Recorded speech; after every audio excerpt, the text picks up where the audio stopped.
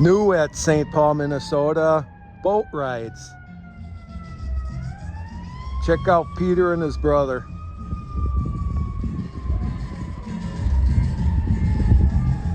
New at St. Paul, Minnesota. Boat rides down the Mississippi.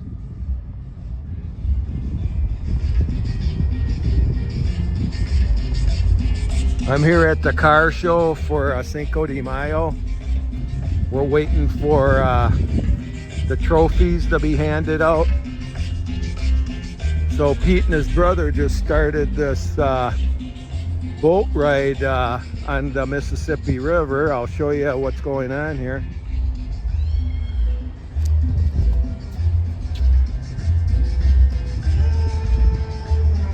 So check them out on YouTube or Facebook.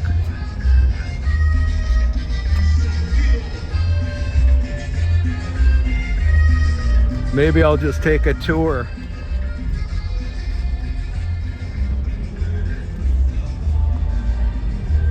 I guess they're just starting this out. I don't know if they're gonna have live music. So we're on the Mississippi. There's the historic High Bridge.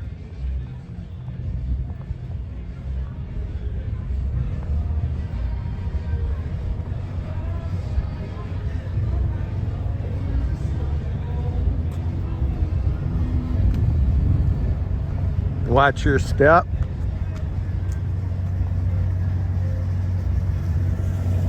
Sounds like the engines are running.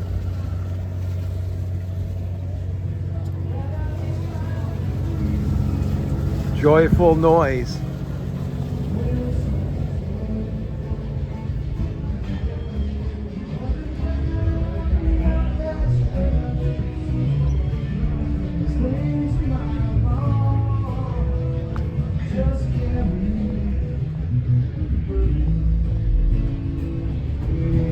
Looks like the captain sits there.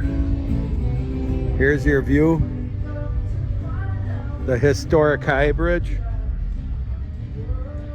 There's the historic levee, 1820 to 1965. My parents lived there. There's the last elevator. They have live music there. Check it out. I forgot the name of the bar, but there's our Capitol. They're going to be picking a new bishop or a pope soon. Here's the front of the boat.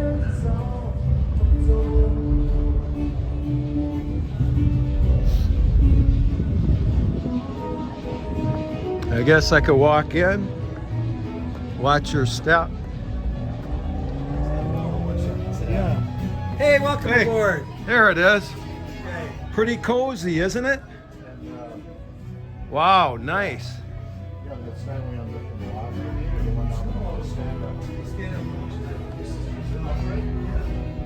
So here we are. We're inside. How you doing today? Good. Hi. There's the Wabasha Bridge. There's the National First National Bank. I think that started built in 1930. So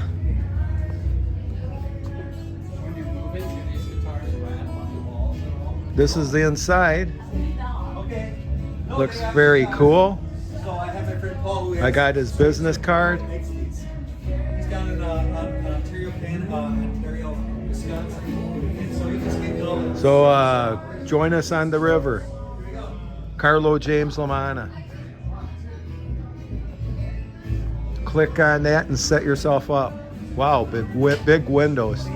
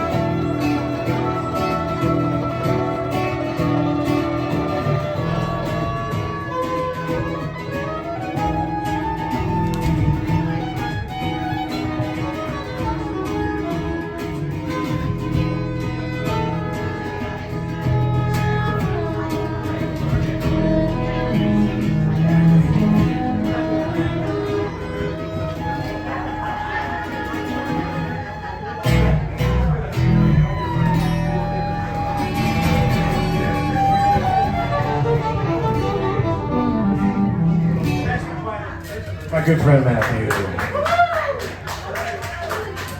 Nice. Can you please tell everybody how and why this cello, which is not traditional, explain a little bit about the origin and how you came to play this, and a little bit about the instrument, because it is so unique. Very good. Can we turn the verb off for a quick second, or is it just here we go? Echo. Watch out, the Chelociraptor is coming for you. Basically, I started playing rock and blues when I was in college and dropped out of music school officially. We kept playing because my friend started a blues band and told me to keep coming down and playing. And that's what kept me from quitting the cello. And I carried that over to when I moved to Minneapolis from Eau Claire, where I went to college. And I actually was in the Brown Derby playing one night, and it was winter, and I left, and I fell on top of my cello in the cello case and crushed the cello inside it. And I decided to get a more durable instrument because I was doing more bar stuff than I was classical stuff. And that I got my first 6-string electric cello at that point. The annoying thing about a 6-string electric cello is that you can't get an octave lower than the low E on a guitar. You know, it goes like a half step above that. So it's annoying to not be able to reach all the way down. So I decided to find a luthier that would build me a 7-string cellos. And I did. I found somebody that used like a computer-controlled milling machine to make these electric upright basses and cellos, and I asked him to make me a 7-string one and sent him the dimensions. And he did that for me. So it has the 4 strings of a regular cello. It goes hang on, wrong channel for this. It goes 2/5 lower than that and 1/5 higher than that. And there's a lot of 6-string cellos out on the market, but there are only 2 7-string ones right now that I know of. One of them is either in a dumpster or a pawn shop or in the hands of whoever stole it from me. And the other is right here. I'm having one more built for me in the Czech Republic right now, but it's going to take him 7 months. My original builder went out of business. So, as an instrument builder, he just retired. So, that's the jumbled, garbled, babbling story that I have to tell you. Give him a round of applause. At least I got the echo turned off. Have you, Be careful when you ask an autistic man to talk about his instrument for a while. You might get more than you bargained for. I got a question. Question, Mike. Yeah. Have you been at the Minnesota Music Cafe? Yes, I years think ago. I've seen you That's play the there first a number- jam I was ever at when I moved to Minneapolis. It was Joe Giuliano's jam. Right, Joe Giuliano. Joe Giuliano is one of my role models. But it's even more so. Jerry Francis was one of my role models. Because even as much as I do with this, I'm more of a supporting sideman in my personality. Even when I get to rip on solos, and he is like the quintessential sideman. So those two were big influences on me. Very good. I tell you what, now we've fulfilled our mission today, which is to educate as well. So now you have some incredible music. Let's unite together for some more music. And now that you've got a little education on this particular instrument, I'm going to say, batting now, number 12, Kirby Puckett. No, 34, Kirby Puckett. All right, but step away. Stop it right now, Peter.